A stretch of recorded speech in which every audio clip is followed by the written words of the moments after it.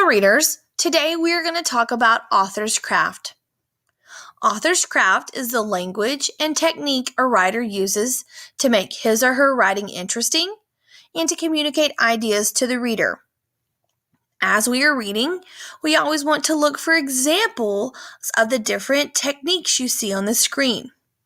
We want to be able to identify those techniques, but then we want to think, why did the author include this technique? What is the author trying to show me, or what is the author trying to communicate to me as the reader? Let's look at some different author's craft techniques you might see in text that you are reading. The first one is voice. That's the author's writing style that makes his or her writing unique. A writer uses certain words to show his or her style. An author's voice may change depending upon the genre of a text.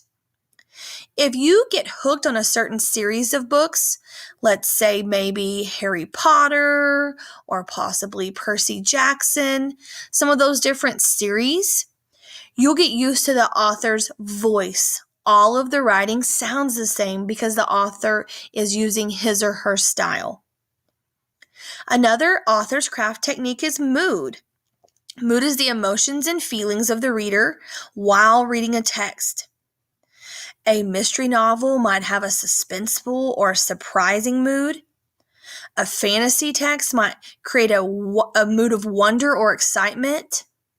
Whereas if I'm reading an informational article, the mood might be a little bit more serious and thoughtful. Author's craft also includes anecdotes. Anecdotes are short, funny, or interesting stories related to a character or events. Here's an example. While on a school trip, a teacher tells her students about a field trip she once took with her classmates. Inserting those 2 or 3 little sentences that tells a story really reveals a lot to the reader, possibly about the main character, or the problem, or possibly even the solution. Authors craft their text with very purposeful language.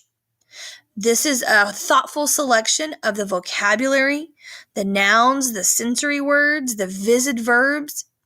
These thoughtful selections of words help make the text much more interesting. Look at this example.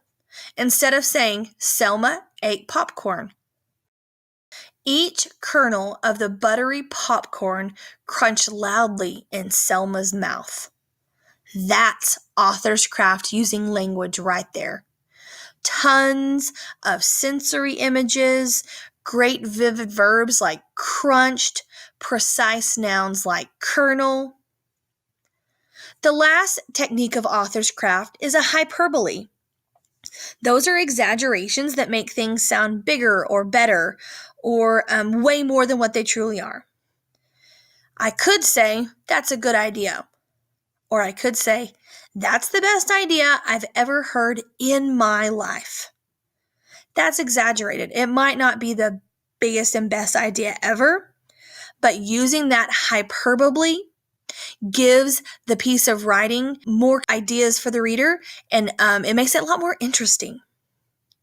So as we are reading together this week, and as you are reading independently, look for author's craft in the text that you are reading. Identify those craft moves or techniques, and think about, why did the author use that technique? What did it do to me as the reader? How did it change the text? Then most importantly, as you are writing this week, be thinking about which of these techniques you can use in your writing.